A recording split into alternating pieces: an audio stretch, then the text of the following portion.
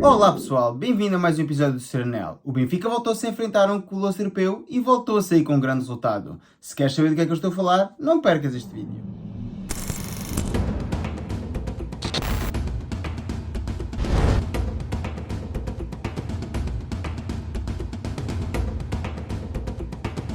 O jogo do Benfica que finalizou há pouco saldou-se com um empate a um golo frente ao Paris Saint-Germain no Parque dos Príncipes.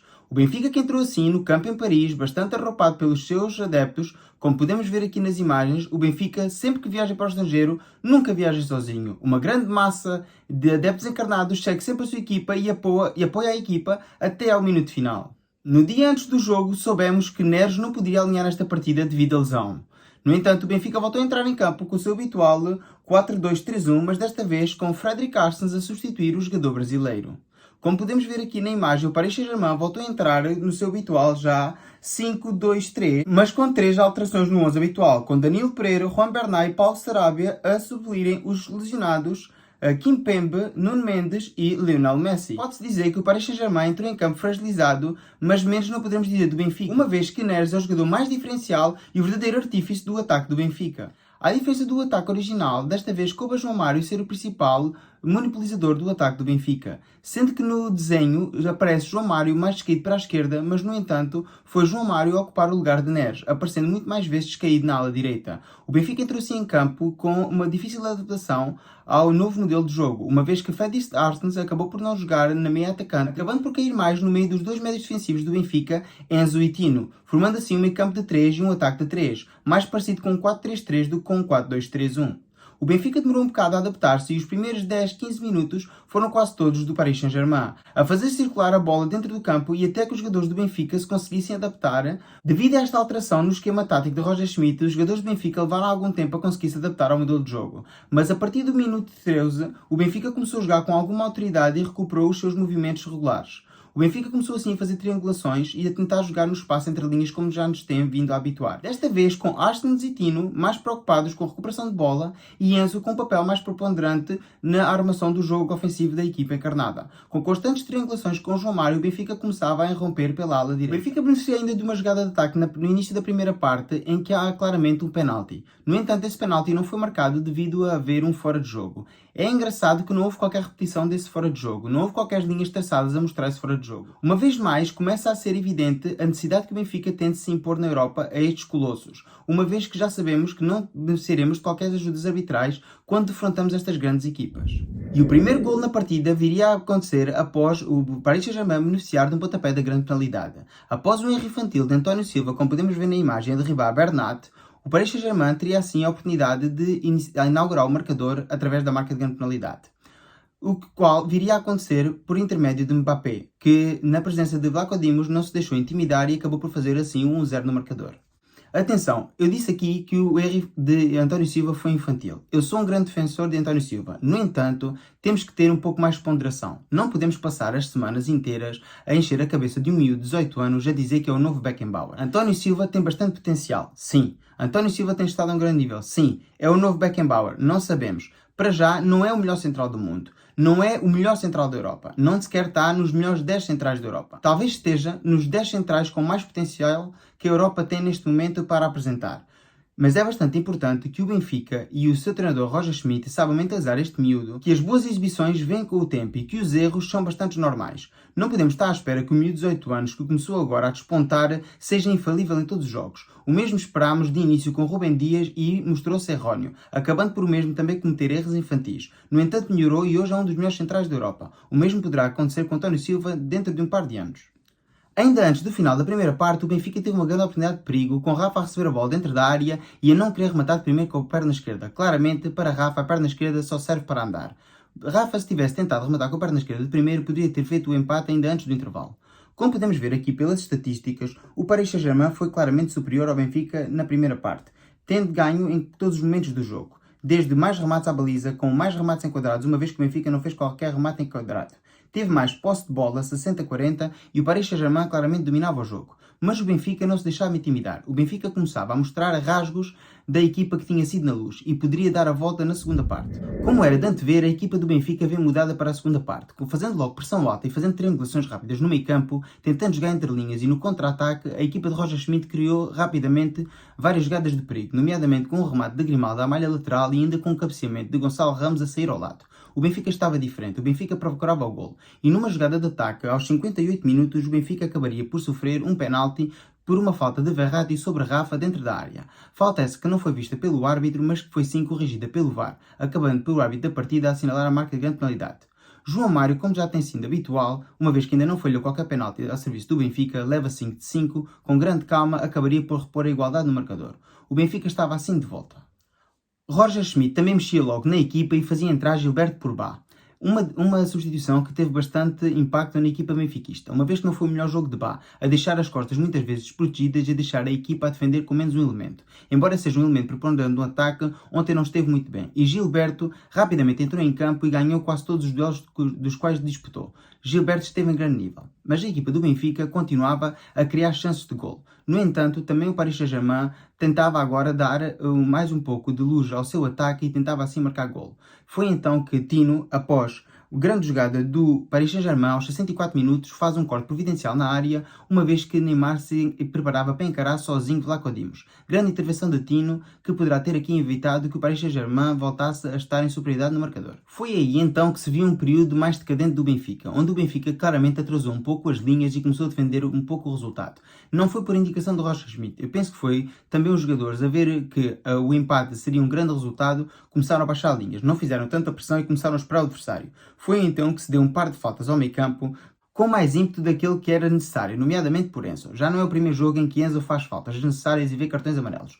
A equipa do Benfica estava bastante amarelada nesta fase do jogo, e o Benfica precisava claramente começar a ter calma, pois jogar contra o Paris Saint-Germain cheio de estrelas com menos um elemento poderia ser bastante nefasto para o resultado final. Aos 76 minutos, Roger Schmidt voltava a mexer na equipa e tirava Gonçalo Ramos já exausto e metia Rodrigo Pinho. Até Kit Harington estava incrédulo. Rodrigo Pinho, mas quem é este jogador? Porquê que o Roger Schmidt deixou de apostar de Henrique Araújo? Henrique Araújo, que teve uma grande prestação com a equipa B e que viajou a Paris, não percebe porque é que não tem minutos neste Benfica de ultimamente. Henrique Araújo, no início da época e já na época passada, cada vez que entrava fazia muito bem. Parecia que este iria ser claramente o relevo de Gonçalo Ramos. No entanto, nos últimos jogos tem sido Rodrigo Pinho. O que é que se está a passar com Henrique Araújo? Pergunto-me eu. Será importante perceber nos próximos jogos se Roger Schmidt irá apostar no Henrique Araújo, nomeadamente já no próximo jogo, que é de calibre menor, contra um adversário bastante inferior a contar para a Taça de Portugal. Entrava ainda na equipa Draxler por Rafa e ainda Diogo Gonçalves por Tino. Não percebi o porquê de alterar o modelo tático nesta altura e tirar um médio centro. Podia ter sido bastante fácil para o Benfica, uma vez que Tino estava a ter uma grande prestação. No entanto, Draxler entrou muito bem na partida e começou a dinamizar o ataque do Benfica. E aos 80 minutos teve uma jogada dentro da área, com vários dribles, deixando a equipa do Paris Saint-Germain em evidência, mas não tendo sido expedido no remate, não conseguiu assim pôr o Benfica em vantagem no marcador. O Benfica continuava a atacar, no entanto, deixou as suas costas desprotegidas e Mbappé acaba por fazer o 2-1, embora o mesmo tenha sido anulado por fora de jogo. No Benfica viria ainda a entrar Chiquinho para o lugar de João Mário aos 92, uma substituição já só para queimar tempo. Chiquinho não teve tempo de entrar em jogo, nem sequer de fazer uma jogada. O Benfica chegava-se ao fim da partida e as estatísticas mostravam-nos que o Benfica já tinha igualado o Paris Saint-Germain em número de remates, embora não em remates enquadrados. O Benfica começou a equilibrar um pouco mais a balança, no entanto a posse de bola manteve-se a favor da equipa de Paris. O Benfica voltou a ter um grande jogo e voltou a enfrentar um grande adversário europeu. Para quem dizia no início da época que o Benfica só ganhava equipas pequenas, é bom recordar que o Benfica neste momento encontra-se em execo. Em primeiro lugar no grupo com o Paris Saint-Germain, sendo que tem o mesmo número de golos marcados e o mesmo número de golos sofridos e encontra-se a igualdade de pontos como podemos ver na imagem. Com o final do jogo, voltou-se a ver um momento infeliz de Neymar. Neymar, que foi dos melhores jogadores do Paris Saint-Germain, continua a envolver-se em conflitos a que nada levam de bom ao futebol. Uma vez que já no jogo da Luz acabou o encontro tendo que ser apaziguado por Luizão, desta vez acabou o jogo em discurso menos amigável com Enzo Pérez. Após já ter sido bastante evidente durante a transmissão televisiva, bastantes nomes mal criados preferidos por Neymar a jogadores do Benfica. Claramente podia-se ler o que é que Neymar dizia aos jogadores do Benfica, sendo que os mesmos impropérios eram ditos em espanhol. Chegando a esta parte do vídeo, vou dar assim os meus 3 destaques de jogadores do Benfica. Quero começar assim os meus destaques por Tino. Uma vez mais, o povo do Benfica. Grande capacidade de recuperação de bola, desta vez sentiu-se bastante mais apoiado no meio campo, uma vez tinha Arnes ao seu lado. Arnes, que foi uma locomotiva e que correu quilómetros e quilómetros, deixou claramente a Tino a função de recuperar bolas. Muito bem nos desarmes a Neymar, com aquele desarme providencial na segunda parte, mas também com bastantes desarmes efetivos a Verratti e a Neymar no início das jogadas de ataque, a quando que os jogadores do Paris Saint-Germain entravam no meio campo encarnado. Em segundo lugar, quero dar o meu destaque também a Enzo. Enzo, uma vez mais, o par de baile de Florentino habitual, desta vez arroupado, como já disse, por Fredrik Narsens, um meio campo de 3 foi bastante coeso, sendo que com os dois pivôs mais defensivos a recuperar bolas, deixaram assim o papel para Enzo para ser o criador do jogo. Claramente um papel que assenta que nem uma luva ao jovem jogador argentino. Fazendo várias triangulações com João Mário na direita e tentando lançar o Benfica em contra-ataque contínuo, Enzo mostrou uma vez mais, para além da sua grande capacidade de corte e da sua grande capacidade de recuperação de bolas, também ser um bom armador de jogo. O último destaque vai assim para Rafa. Rafa, uma vez mais, o elemento mais combativo do ataque do Benfica. Embora Gonçalo Ramos também se tenha batido bem com a defesa de Paris, Rafa foi claramente o elemento diferenciador nas transições rápidas para o ataque, mostrando-se sempre disponível para receber a bola, quer na direita, quer na esquerda. Foi ainda do mesmo a jogada que originou o penalti e ainda teve aquela jogada que eu disse que Rafa não rematou de primeiro com a perna esquerda. É um dos problemas, na minha opinião, de Rafa, é não rematar muitas vezes ao primeiro toque. Rafa terá de melhorar esse capítulo, uma vez que, quando temos jogos em que há poucas oportunidades de golo, é essencial que o Benfica fature nas poucas oportunidades que tem. Uma pequena palavra de apreço para António Silva, que fez um grande jogo. Foi pena o erro do penalti, senão claramente estaria aqui nos meus destaques. Mas uma vez mais, o jovem defesa português esteve em muito bom nível. O MVP do jogo, como não poderia deixar de ser, foi João Mário. Uma vez mais, muito calmo, na marcação da grande penalidade, João Mário não foi apenas isso. João Mário foi claramente o elemento dinamitador do ataque do Benfica. Dinamitador no bom sentido, uma vez que foi do mesmo que saíram as maiores chances de ataque do Benfica. Sendo o playmaker do Benfica por excelência, desta vez coube-lhe a ele suprir o lugar de Neres. Aparecendo muito mais na meia direita do que na meia esquerda, João Mário esteve em muito bom plano, fazendo triangulações rápidas com Rafa e fazendo grandes aberturas. Soube manter a calma e soube contemporizar o jogo do Benfica. Soube dar o pace quando fazia falta e soube muito bem guardar a bola quando também fazia falta, já perto dos minutos finais. João Mário é claramente um dos melhores elementos que o Benfica tem este ano. Atravessando um grande momento de forma, é um jogador que o Benfica não poderá abdicar nos grandes jogos. É claramente o elemento diferenciador quando as coisas se torcem.